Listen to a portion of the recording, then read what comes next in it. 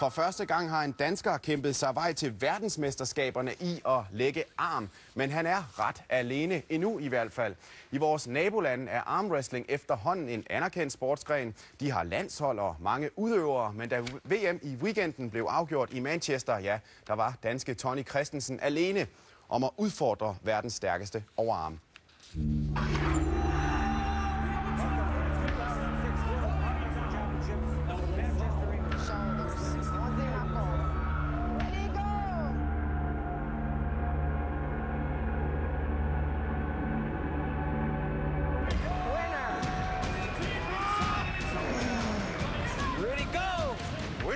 Midt i et kæmpe indkøbscenter i Manchester, i lugten af fastfood, masser af mennesker på indkøbstur, er verdens stærkeste overarme klar til kamp. Now to table 2, we have Denmark. Table 2, we have Denmark versus Italy. This way, this way, this way. Come forward. Man er så tændt indvendigt. Eneste dansker, 30-årige Tony Christensen. Rest here. Starten er det vigtigste. Come forward. Allerførst så kunne vi ikke få et ordentligt greb begge to. Vi ville ikke have accepteret det greb, som der var. You just climbed. Dommeren så siger han, referee's grip. Referee's grip. Og så lukker han selv hænderne sammen. Det vil sige, det er ens for begge to. Don't move. Don't move. Man er så koncentreret, så du lukker hele verden ud. Hvis du hører ikke, hvad folk råber til dig, hører kun, hvad dommeren siger. High or low? High. Der skal du have dampen helt op fra starten af, og så go. Ready, go!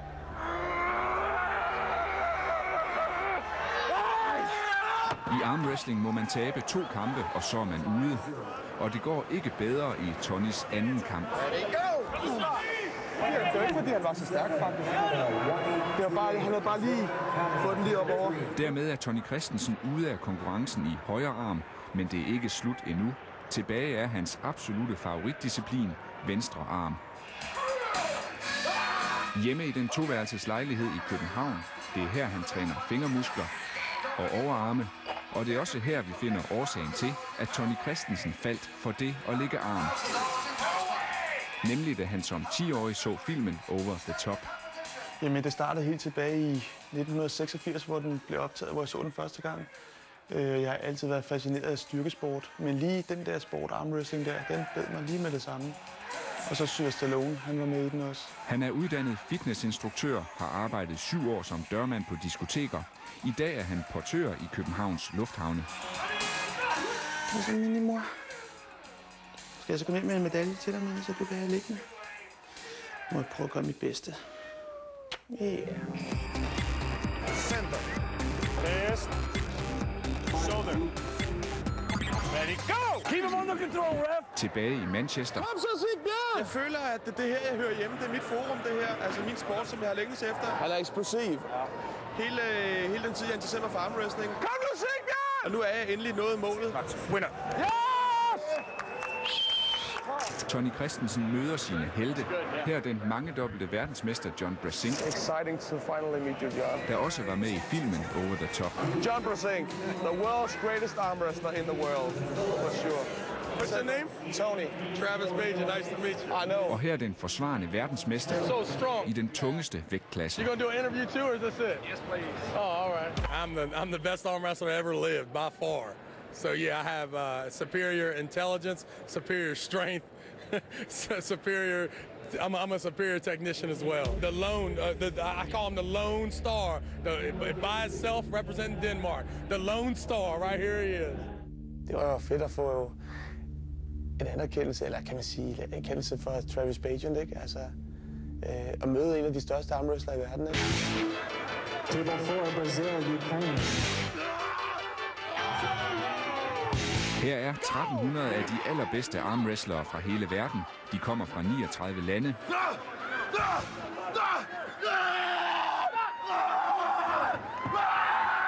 Og dyster i 18 forskellige vægtklasser. Inden kampene kan begynde, tager det tid at få sat håndled og knor på plads. Open your fingers. You don't do anything. Just keep. It's hard to. Straight your wrist. Your wrist. Straight your wrist. Men ellers handler armwrestling ganske enkelt om at lægge modstanderens arm ned. Ready, go!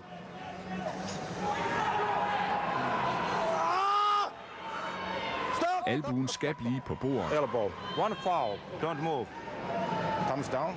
Ellers er der omkamp. Ready, go! Stop! Max. Winner. Ready, go! Ready, go! Armwrestling er først og fremmest for mænd, men en god armwrestler har mere end bare store overarme.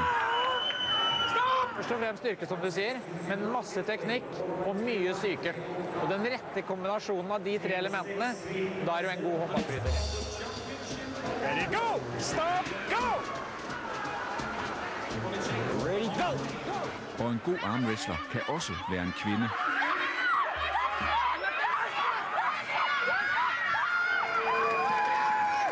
I love it. I love the people. I love the atmosphere, and I just love to try to win.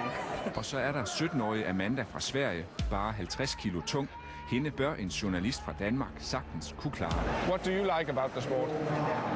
Att jag kan få resa runt hela världen och ingen ser ner på mig för att jag är tjej. Jag är minst lika duktig som alla andra och jag är en bland killarna.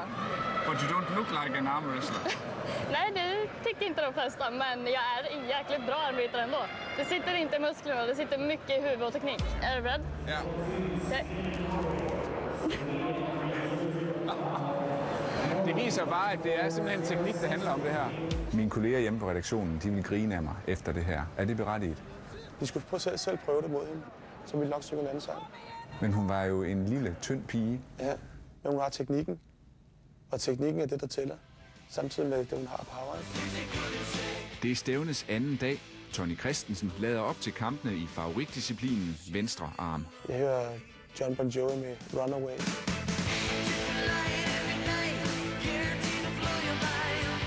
Jeg går og hører noget aggressiv musik, eller noget musik, jeg bliver sådan tændt af og opstemt af. Går jeg og tænker på kampen på samme måde. Hvordan det ser ud i hovedet, når jeg vinder. Og på den måde oplever jeg samtidig, at man bliver opstemt. Så samtidig tænker man på, hvordan man skal gøre, og hvordan det resultatet bliver. Tony Christensen har medbragt sin egen massør. De to følges med det norske landshold. Vi skal hæppe! Ja.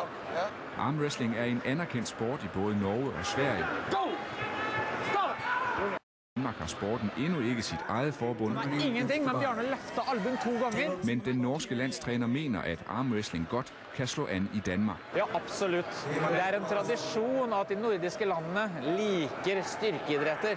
Bare se på verdens sterkeste mann, vi har det på bryding, og ja, det ligger absolutt til rette. Og for de som fatter interessen for denne idretten, å bli høyt opp i både EM og VM. Jeg drømmer om at få en masse, der interesserer sig for armwrestling nu, så vi kan lave klubber. Prøv bare at lægge pres på og få en masse sponsorer. Læg langsomt pres på den vej. Så vi er med til at sponsorere udstyr og rejser, så at Danmark kan blive de bedste armwrestling-nationer i verden. Go! Go! Winner! Ready, go! Ready, go! Next up to the table on table 5, we have Denmark versus USA. På trods af, at venstre arm er hans favoritarm, så slutter begge kampe nærmest før de begynder. Første kamp mod en amerikaner. Ready, go! Max, winner! og anden kamp mod en ukrainer. Mange af dem har jo enorm underarm og håndled. Altså, det er helt vildt. Så jeg prøver at tage lavt greb. Men hans hånd gik jo helt herover. Gik han over? Ja, hans hånd var jo sådan her. Ja. Hvis jeg var helt op at køre og vidste, at jeg ville vinde 100%, så havde jeg selvfølgelig været skuffet nu, ikke også? Jeg vidste, at når man er et lille land som Danmark, som ikke har nogen armwrestler endnu, så er det svært at få trænet ordentligt. Jeg skal jo til Skåne for at træne jo. Det blev til 4 kampe og 4 nederlag for Tony. 90 kilos, man, go! Go! The Lone Star fra Danmark, alene mod verdens bedste. Har du været lidt benovet over det hele her? Det har jeg nok, ja. Altså, jeg ved jo, det er verdens elite, man skal op mod. Ready, go!